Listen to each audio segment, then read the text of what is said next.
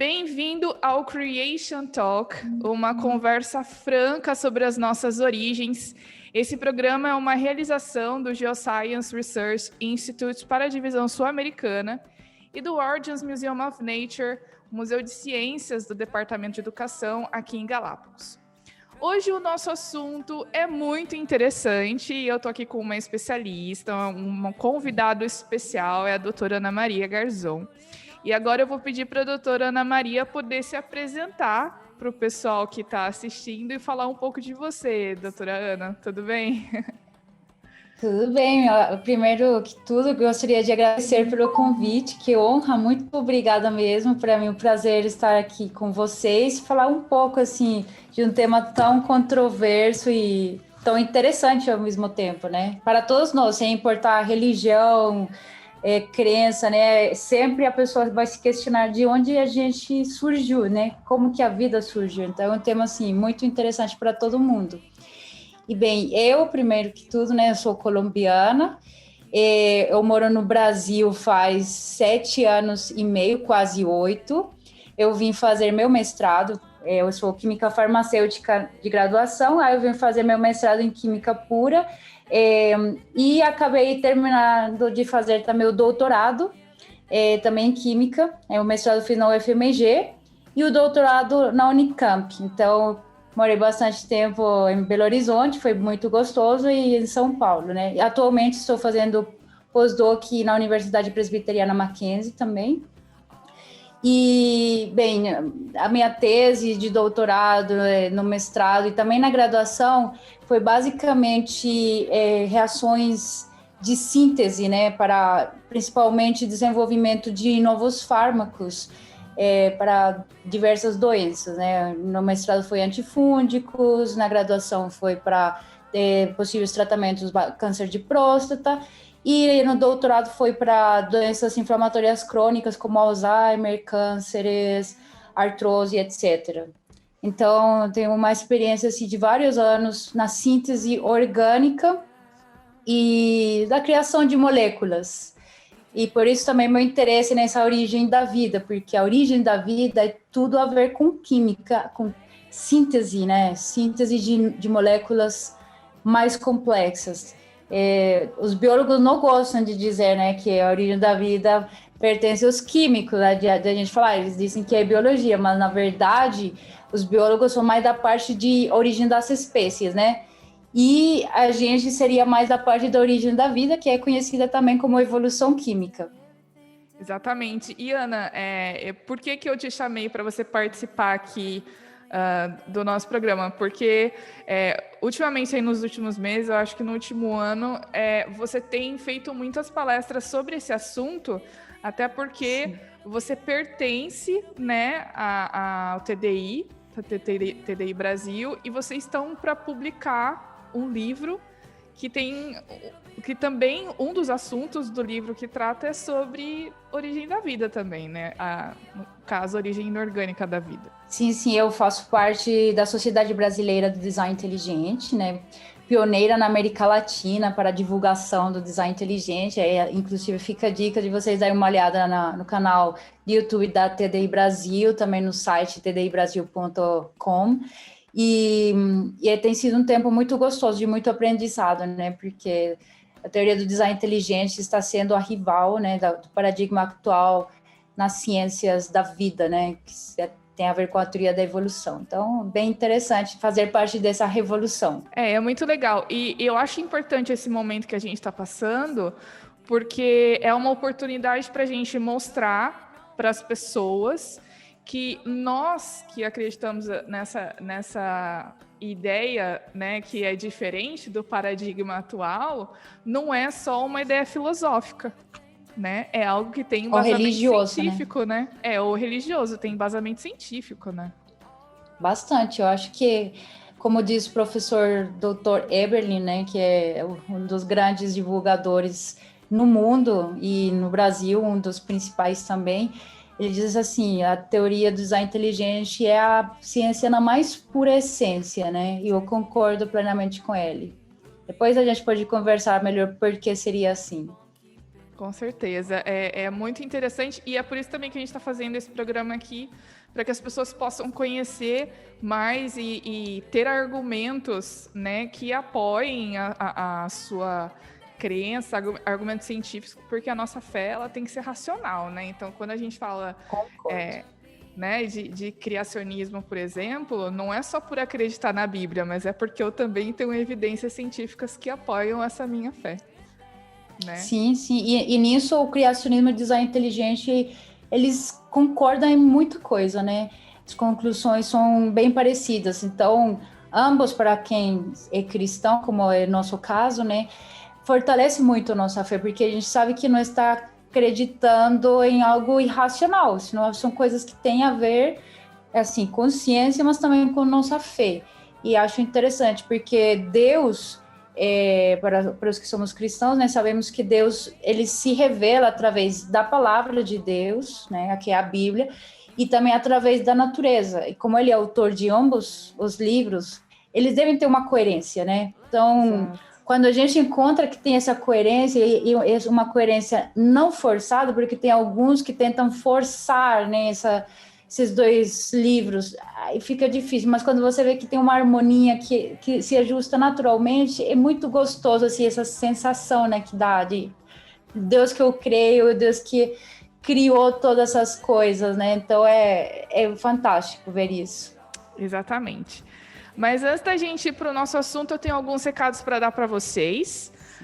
Em algum lugar aqui vai aparecer, normalmente em algum canto, vai aparecer aí um QR Code que você pode escanear e aí você vai ter acesso a vários links do Origins Museum of Nature. Você pode seguir a gente no nosso Insta, você pode curtir a nossa página no Face e sem falar que você deve assinar o nosso canal para você sempre ficar por dentro dos nossos vídeos aqui dos próximos programas, tá bom? Além disso, também você pode ter acesso aos portais, aos sites origens.org e origenesweb.org, que é a versão em espanhol do site origens.org, ok? Gostei disso, em espanhol. Muito bom. Sempre tem, porque a divisão sul-americana a gente tem.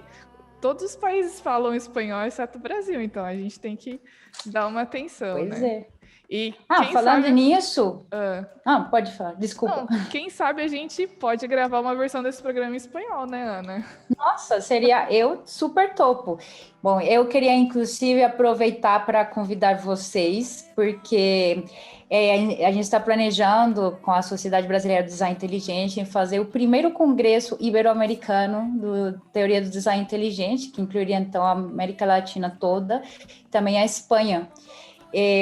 Infelizmente, ainda o design inteligente é pouco divulgado em espanhol, né? No Brasil está tendo bastante divulgação, mas em espanhol ainda é bem fraca a divulgação. Então, a gente queria fazer um congresso para começar, né, essa divulgação mais intensamente. Então, fiquem de olho, se inscrevam também no canal do YouTube do TDI Brasil, nos sigam no Instagram e vão ficando de olho nas novidades que a gente vai contando para vocês. Muito bom. Todos esses links que a gente está falando tá aparecendo aqui na tela para vocês poderem seguir e também na descrição do vídeo, no Instagram, vão estar todos os links ali para vocês poderem seguir.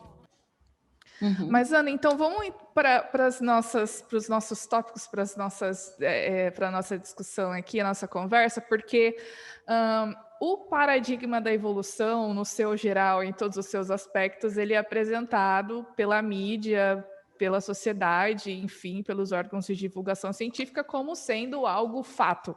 E é muito comum a gente ouvir que a evolução está provada, né? Que ninguém nem podia ousar duvidar ou colocar em questionamento algum dos pontos, porque está mais que provado que a evolução acontece. Mas existem alguns aspectos em que não é bem assim, né? E principalmente, para mim, é muito claro que quando a gente fala de origem da vida, não tem nada certo e não tem nada resolvido, né? Pelo menos do ponto de vista científico, né?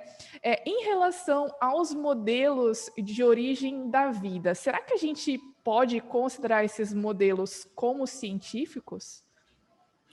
Nossa, essa pergunta é bem difícil, viu? Mas primeiro, a gente tem que definir o que seria científico, né? Então, normalmente você usa essa palavra científico quando quer falar algo relacionado com ciência ou quando adota rigor e objetividade. Então, dessa forma, você pode dizer que os modelos da origem da vida, pelo menos, buscam ser científicos, né? Porque eles aplicam certo rigor e objetividade. Contudo, muitas suposições acabam sendo feitas. Por quê? Porque ninguém esteve na origem da vida, concorda? Tipo, ninguém pode nem viajar no tempo, nem falar, meu avô esteve lá e contou para mim. Tipo, ninguém sabe. Exatamente, é. Então, como você faz suposições como, tipo, como teria sido essa atmosfera primitiva, né? Que moléculas poderiam ter estado presentes nos oceanos primordiais? Que teria provido energia para promover as reações que não são espontâneas, que são bastantes, as não espontâneas.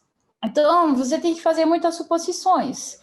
E como a origem da vida, ela entra no campo das ciências históricas. Não sei se as pessoas sabem que tem tipo as ciências que são mais de experimentais, né? Por exemplo, a química orgânica, no meu caso, eu vou no laboratório e faço um experimento, né? E é algo que eu faço no presente. Mas as ciências históricas, elas procuram entender coisas que aconteceram no passado, que você não tem como ir lá, viajar lá no tempo para testar. Então, como isso entra no campo das ciências históricas, você deve fazer várias hipóteses, né, que você considere plausíveis, de acordo, né, com o que a gente conhece da matéria, como ela interage, fazer suposições do que teria sido a primeira vida, ou o que seria mínimo necessário para essa primeira vida acontecer, ou um protótipo de vida também precisaria, então, para surgir. Aí, quando você faz essas suposições, que obviamente tem que ser coerentes com a realidade, com o que a gente conhece das leis naturais também, né? E você faz alguns experimentos para validá-las, nem pode fazer todos, né? Porque, por exemplo, se acredita que a origem da vida aconteceu ao longo de bilhões de anos, é o que diz o paradigma atual. Você não tem como, né, ficar bilhões de anos esperando no seu experimento. Então, você faz algumas hipóteses, alguns experimentos que tentam validá-las, e você deve depois inferir qual delas é a que melhor explica de fato como poderia ter surgido a vida em algum momento, entendeu? Então, essa forma lógica é conhecida como abdução. Na abdução, você não está esperando encontrar uma verdade, ninguém vai nunca dizer, de fato, o surgimento da vida foi assim. Eu estou falando desde o ponto de vista científico, né? Então, do ponto de vista científico, ninguém nunca vai dizer, é um fato que a vida surgiu desta forma, porque não tem como dar essa certeza absoluta. O que você vai fazer, então, coloca várias hipóteses, você vai ver qual que teria mais probabilidade de ter acontecido e faz algo que se conhece como abdução, que seria, então, qual seria a explicação, a hipótese que melhor explica, né, esse fato que a gente vê, que é a vida. E então, seria então uma relação de causalidade, mais do que você dar uma verdade absoluta. Quando você faz essas inferências, você deve, né, levar em consideração, né, que sempre pode ter alguma outra hipótese que possa vir a surgir depois da gente pesquisar mais, né? Então, é por isso que você não pode afirmar sempre que essa hipótese que você deu como a melhor explicação vai ser a definitiva, tem que ficar aberto ao que possa vir surgir uma outra possibilidade. Qual que é o problema hoje em dia, né? Que a ciência, ela segue o naturalismo metodológico, no qual você não pode dar nenhuma explicação sobrenatural. Então, as explicações vão ser sempre materialistas. E quando você faz isso numa ciência histórica, você não está considerando todas, né, as hipóteses possíveis. Porque vamos concordar que uma hipótese possível poderia ser, tipo, a origem da vida ser algo sobrenatural. Mas a ciência não considera isso como uma possibilidade, então ela fica só nas possibilidades materialistas. Então ela já não vai fazer uma inferência melhor explicação. Aí pode cair num problema como é o que ela cai, de fato, cai num problema bem sério. Vamos dar um exemplo. Por exemplo, você compra, sei lá, um queijo. E o queijo estraga, fica cheio de fungos. E você guardou ele na geladeira. Aí você fala, nossa, mas por que meu queijo estragou? Pode ter várias opções. Por exemplo, caiu a energia e a geladeira parou de resfriar. A geladeira pode ter quebrado também, né? E o queijo estragou porque a geladeira não estava cumprindo sua função de resfriamento, aí acelerou o processo de degradação do queijo. Você comprou ele perto do vencimento, o que venceu, né? Então você tem que considerar todas as opções. Às vezes você não considera uma opção e você fala, não, eu acho que realmente o queijo estragou porque alguém desconectou a geladeira, entendeu? Mas você não considera que pode ter outra opção, como que ele já estivesse perto da data de vencimento ou já estivesse vencido, a data de validade, desculpa. Entendeu? Então, esse é o problema na ciência atual, ela não considera todas as hipóteses possíveis, aí dá uma conclusão e nunca vai ser uma conclusão sobrenatural, como a que muitas vezes dá a teoria do design inteligente. É interessante isso, né? Porque é por isso que a gente diz que quem é criacionista ou quem acredita aí na teoria do design inteligente, por exemplo, sai muito na frente porque a gente acaba considerando outros tipos de hipóteses que o pessoal que é naturalista não considera, né? Mas em relação ao paradigma atual, você já deu algumas pitadinhas aí no seu comentário sobre a origem da vida, mas a gente sabe que, por exemplo, nos livros de biologia, a gente vai lá dar aula, eu trabalhei como professora há alguns anos, e sempre que a gente chegava lá no primeiro ano para falar sobre a origem da vida, a gente falava dos experimentos do Rey, dos experimentos do Pasteur, e aí depois vem fala do famoso Oparin, né? Que a gente sabe Miller, do sim. Miller, do Urey. Enfim, a gente sabe que na escola é isso que aprende, mas atualmente, no meio científico, como é que a maior parte desses cientistas aceitam ou explicam como a vida teria surgido? Tem umas 40 e poucas hipóteses, né? Nada é tão simples, né? Não, a origem da vida é das coisas mais difíceis, assim, que a ciência tenta explicar. Mas, assim, as mais aceitas hoje em dia seriam, de forma geral, duas, que seria a da panspermia, né, que é uma hipótese que afirma que a vida no planeta pode ter sido iniciada com base em partículas de vida que chegaram à Terra através do espaço. Então, você fala, as moléculas que dariam origem à vida foram formadas no espaço e elas chegaram aqui através de um meteorito, um asteroide, e meio que semearam a vida aqui na Terra. Só que esse tem um problema bem sério, porque você não está explicando a origem da vida, você não está dizendo a vida surgiu de tal forma, porque você fala, ela já foi formada em outro planeta e chegou aqui. Ou as partículas que poderiam dar origem à vida foram formadas em outro planeta e chegaram aqui. Mas como foram formadas em um outro planeta ou em um outro lugar do espaço, né? Então você não resolveu o problema, só saiu pela tangente. Mas esse problema, essa hipótese foi originada porque já no século XIX, né, se descobriram compostos orgânicos em amostras de um meteorito. Um dos meteoritos também mais famosos, que é o Murchison, por exemplo, ele contém mais de 80 aminoácidos diferentes e compostos orgânicos. Aí o pessoal começou, né, a pensar como, se formam compostos orgânicos no espaço, chegam através de meteoritos, pode ter ajudado, assim, ajudar a surgir a vida aqui no nosso planeta.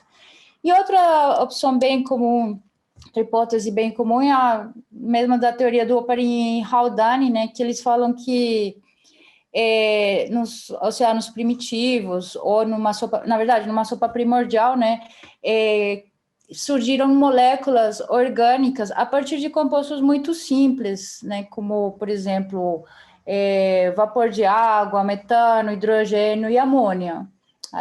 Que inclusive isso foi usado depois pelo Miller para fazer aquele experimento famoso, né, que diz que a vida poderia ter surgido a partir desses 4 compostos simples de uma atmosfera primitiva. E, Aí Ana, com Sim. Essa ideia da sopa primordial, inclusive, é uma coisa que até o Darwin aventava, né? Que Sim, ele, ele né? já tinha algumas ideias assim, como de como chama, um laguinho morno, Uma quentinho, poça de né? água, né? Uma poça, exatamente.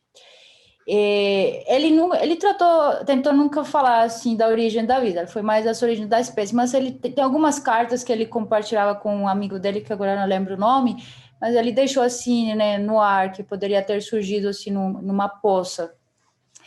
E então, depois, né, o Miller tentou fazer um experimento, né, onde tinha esses 4 compostos, amônio, hidrogênio, metano e vapor de água, aí colocou, assim, radiação, que o Haldane tinha falado, tipo, a radiação ultravioleta do Sol teria promovido essas reações, ali de uns choques, assim, nesses gases, e ele conseguiu sintetizar alguns aminoácidos e alguns compostos orgânicos. E alguns desses aminoácidos são os aminoácidos que a gente tem nos seres vivos. Aí todo mundo, nossa, está vendo? Não precisa assim Aprovado. não precisa de poderes sobrenaturais, é só deixar as condições que isso vai acontecer mais tarde ou mais cedo. Só que a gente sabe hoje em dia que tem vários furos aí, por exemplo, ele no experimento do Miller não considerava o oxigênio. Se achava que naquela época não tinha oxigênio, mas hoje em dia sabemos que na atmosfera primitiva já tinha oxigênio.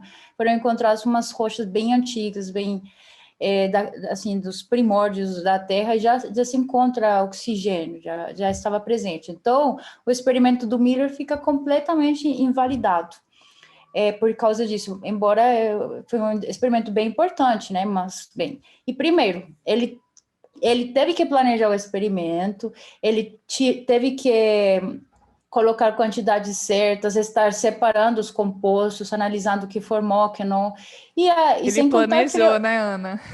sim, Ele ele planejou. planejou, com certeza.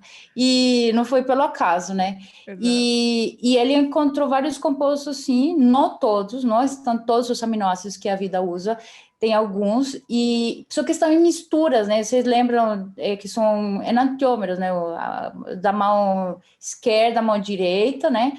E a vida só usa os L-aminoácidos, que são os da mão esquerda, por assim dizer, né? Você está falando Então, aí da homoquilaridade, né? homoquiralidade, Das com moléculas. certeza, isso. No que ele encontrou, né, tem a mistura de L e D, não era homoquiral. Então, mesmo que tivesse se formado, quem queria separar, né, esses dedos ele? Porque a vida só usa ele aminoácidos, entendeu? Então, é um experimento interessante, mas que hoje em dia já não é considerado um experimento sério, né, ou muito sólido para explicar a origem da vida. E desse surgimento assim aqui na Terra, tem dois mais importantes, que seria aquela sopa primitiva, primordial, e tem também nas fontes hidrotermais, que são nos oceanos, assim, bem na parte bem profunda dos oceanos, né, que tem temperaturas e pressões muito altas, e aí fala que isso teria promovido, né, a energia para que as moléculas colidissem e formassem ligações, fossem se tornando mais complexas, né, e ganhando complexidade. Só que a gente sabe, né, que isso não tem muita validade científica, né, porque quando fazem esses experimentos, eles primeiro planejam tudo, usam compostos puros que eles compram na Sigma Aldrich, compram hoje conhecida como Merck, que é onde praticamente todo químico compra os compostos para fazer suas reações, eles fazem os cálculos do que precisa cada composto, eles controlam a temperatura, a pressão, eles obtêm misturas, e dessas misturas eles fazem purificações para obter os compostos que eles querem observar, né? E a gente fica pensando, tipo, nada disso teria condições de ser feito pelo acaso e sem alguém mexendo, colocando a mão na massa, tipo, espontaneamente isso não surge. Porque, Ana, nessa Então, situação, assim, a gente tem um ambiente de laboratório controlado, como você está dizendo, em que o próprio pesquisador ele determina as condições e controla tudo. Agora, se, por exemplo, a gente imaginar numa possível terra, né, um ambiente de bilhões de anos atrás, que é um planeta inteiro, né? Uhum. Tipo assim, quais as probabilidades de exatamente as mesmas condições que eu estou colocando aqui no laboratório foram Ah. exatamente as mesmas de bilhões de anos atrás? É aí que está um problema. Eu queria aproveitar para falar com você justamente sobre isso, porque existem muitos problemas com essas hipóteses, né, a respeito Uhum. desse surgimento inorgânico. Você pode comentar para a gente os principais problemas? Eu sei que são muitos, né, mas os principais.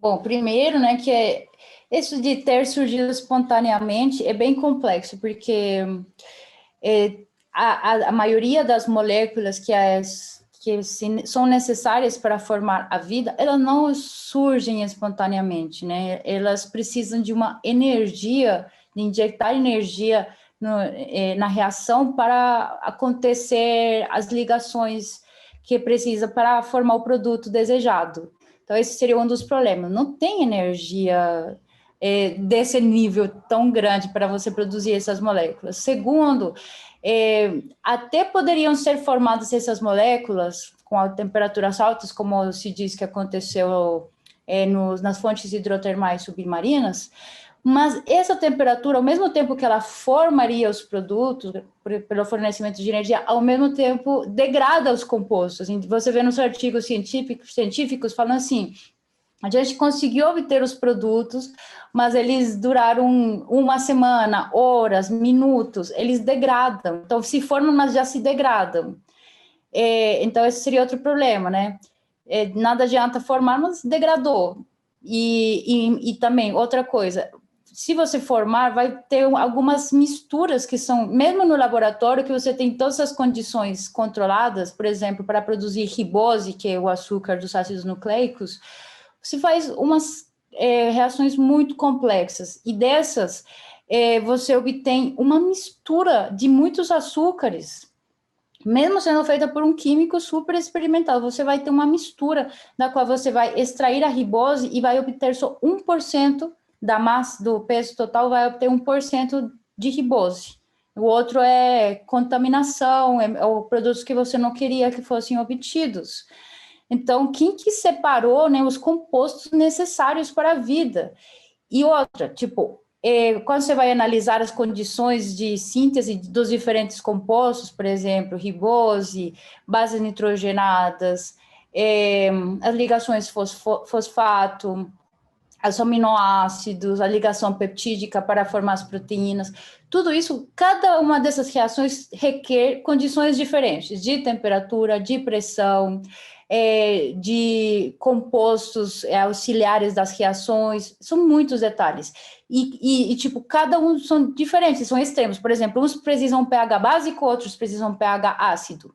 Como você vai ter tudo isso, um do lado do outro, coisas contraditórias com pH ácido, um pH básico, temperatura mais alta, temperatura mais baixa, formar tudo isso num ambiente próximo e depois esses produtos serem separados e estarem suficientemente perto para serem meio que englobados por uma protomembrana, né? É bem assim, tem que ter muita imaginação e muita fé para acreditar nisso, né? Porque sem contar que esses compostos, como eu falei, eles têm um tempo de vida média muito curto, eles degradam facilmente. Então, você forma umas, enquanto forma o outro já degradou, as condições serão diferentes aqui e ali.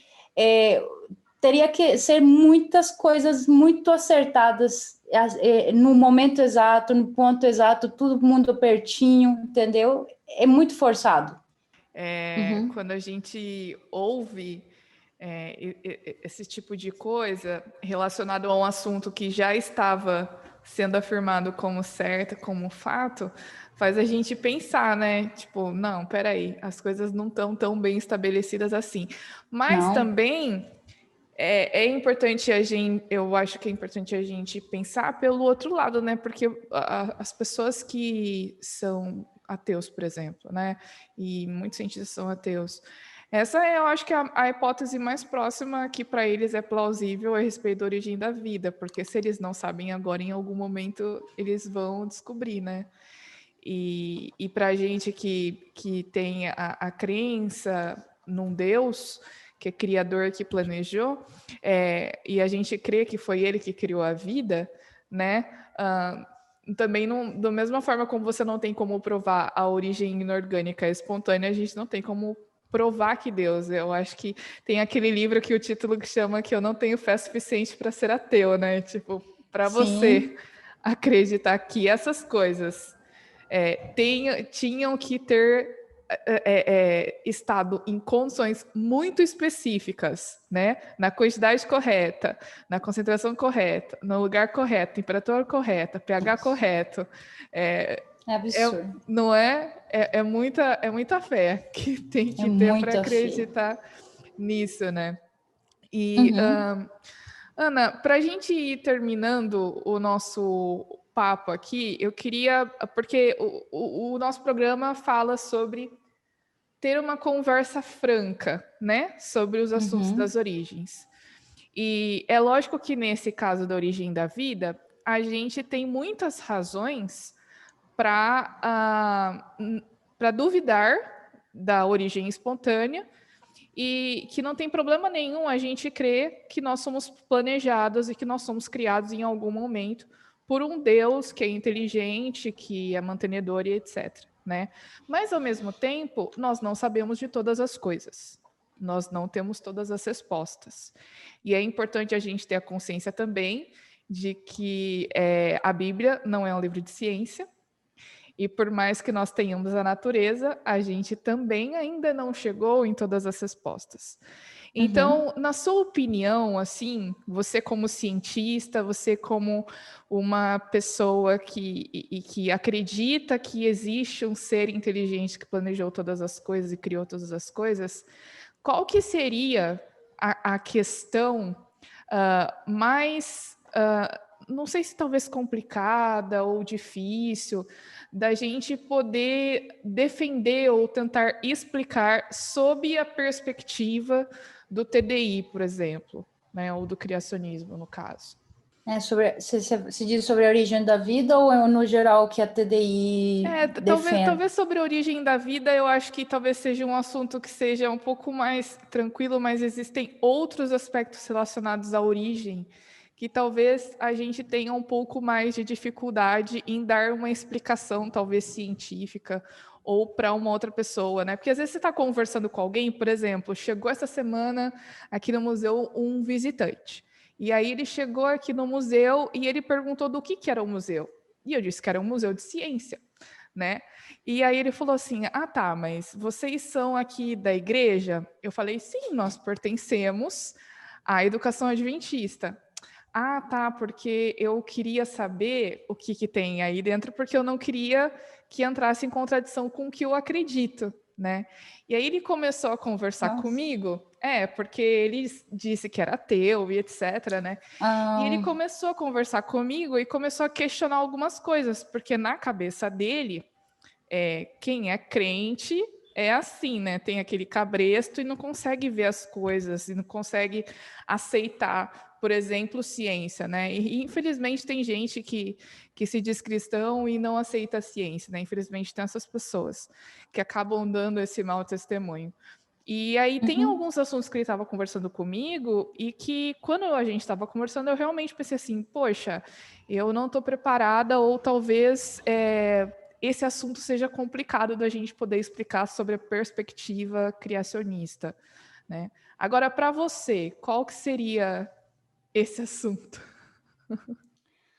Então, é difícil, né? Porque a TDI, ela não é uma teoria do tudo, né? Como tenta ser a teoria da evolução, que ela até chegou nas ciências sociais e ela quer explicar absolutamente tudo, né?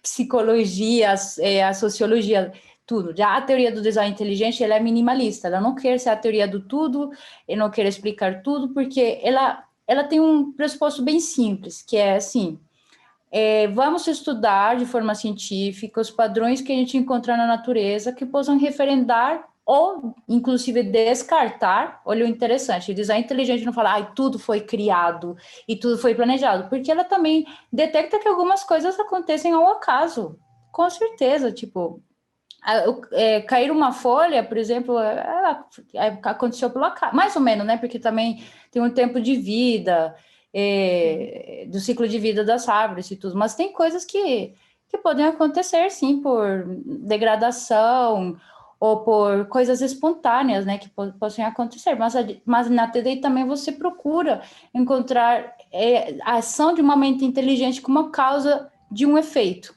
Então, você estuda um efeito e vê se essa causa foi uma mente inteligente ou algo ao acaso, alguma coisa natural mesmo, das leis da natureza.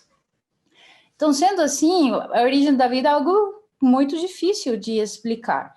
A gente, através do design inteligente, só pode, analisando, né, o que eu falei, todas as condições e todas as pesquisas que têm sido feitas durante décadas para a origem da vida, tentar desvendar como ela teria surgido, só apontam a que ela, para conseguir qualquer resultado que você queira, deve planejar e acertar as condições. Então, essas pesquisas só têm mostrado que pelo acaso não foi. Então, precisou de um planejamento, precisou de acertar muitas condições, e tudo isso é feito unicamente por uma mente, e muito inteligente, né? A natureza e o acaso não planejam, não acertam condições, não tem um propósito, né? E a gente vê bastante propósito no surgimento da vida.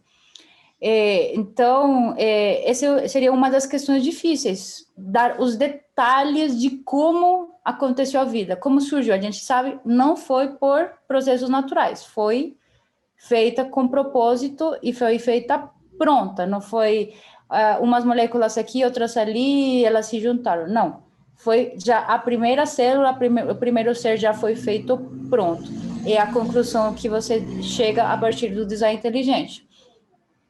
Outra questão que seria difícil de responder, assim, em maior detalhe, seria qual é a idade do universo? Então, no design inteligente, tem pessoas que acreditam que o universo é antigo, outras que acreditam que o universo é novo, entendeu? Então, não tem como você dizer, não, o universo tem tantos milhões de anos ou tantos milhares de anos. Então, por isso, no Defensores da Teoria tem de ambos os lados, e tudo bem. Como eu falei, a teoria do design inteligente não quer responder tudo e de uma forma super precisa e exata. Tem coisas, especialmente coisas relacionadas com ciências históricas, que você vai dar a melhor explicação e fica ciente que pode, daqui a uns anos, aparecer uma melhor explicação e tudo bem. Outra coisa também que é difícil de responder a partir da TDI é a ancestralidade comum. Então, tem alguns que acreditam que a ancestralidade comum existe, mas não é universal, e outros acreditam que é universal.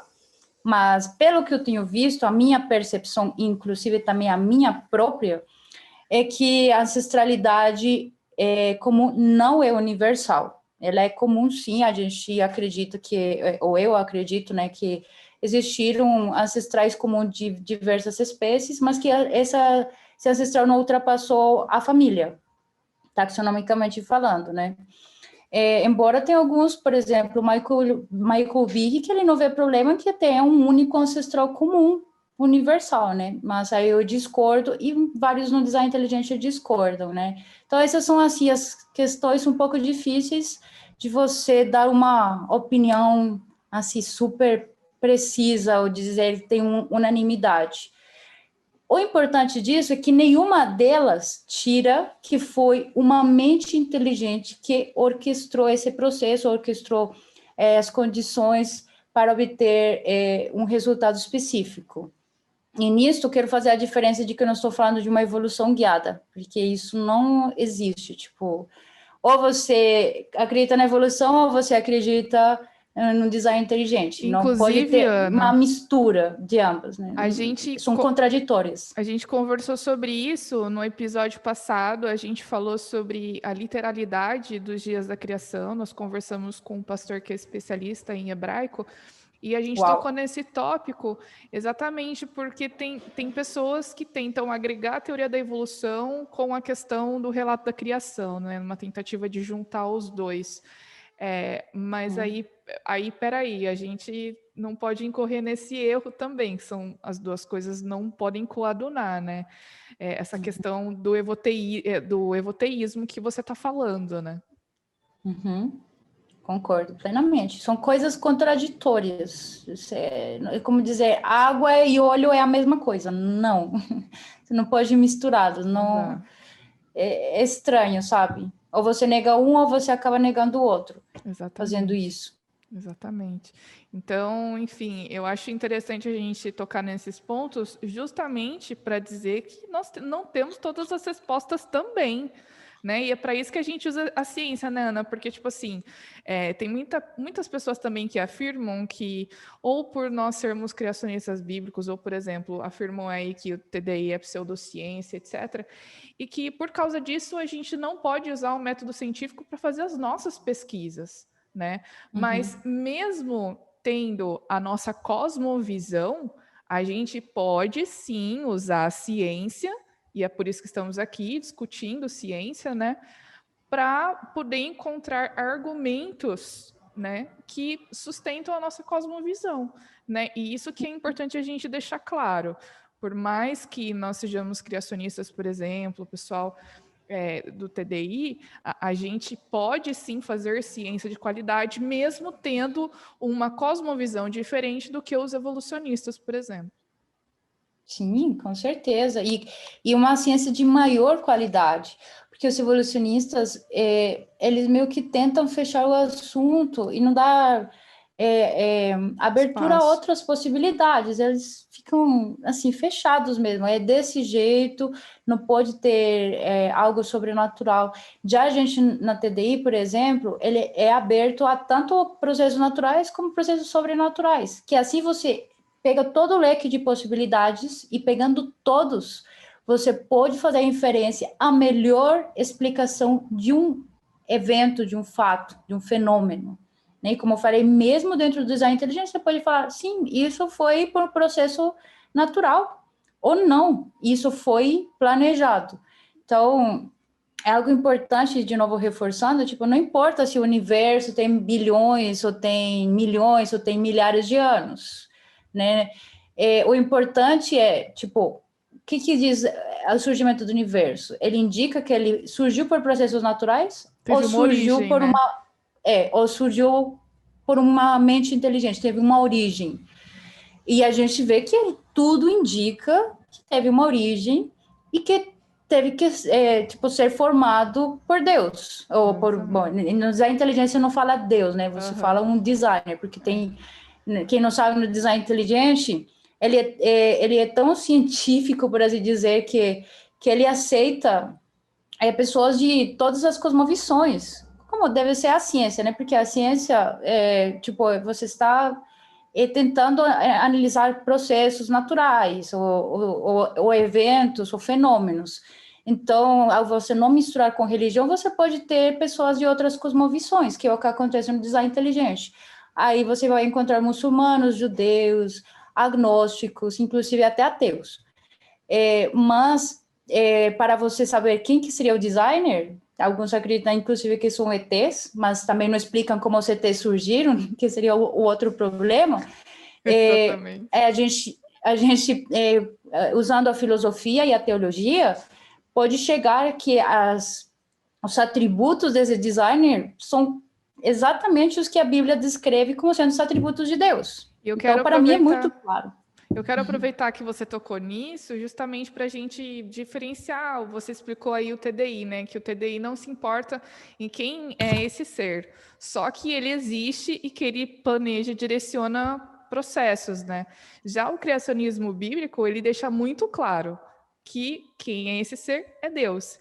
e foi ele que criou a vida, e aí no caso do criacionismo bíblico, né, que a vida ela é jovem, né, que ela não foi criada há milhões de anos atrás, que ela não evoluiu, tipo assim, Deus foi lá, criou a primeira célula, a evolução e a seleção natural foram agindo, e aí, não, isso não é aceito pelo criacionismo bíblico. Então, eu acho importante a gente deixar muito claro isso aí, para que as diferenças. Para que as pessoas também não confundam, porque também tem muita gente que confunde, né, Ana? Diz que criacionismo e TDI é a mesma coisa. É que acontece? Eles têm intersecções, né? E acho bem legal isso, na verdade. Mas é diferente. Às vezes os resultados ou as conclusões podem ser as mesmas ou muito similares. Mas o ponto de partida é diferente. No criacionismo, você tenta evidenciar, por meio da ciência, fatores históricos bíblicos, relatos bíblicos. Você evidencia eles através da ciência, mas você já parte dessa premissa, tipo, Deus criou o mundo em 6 dias. Será que foi em 6 dias? Vamos ver na ciência e corroborar isso, né? Que foi em 6 dias.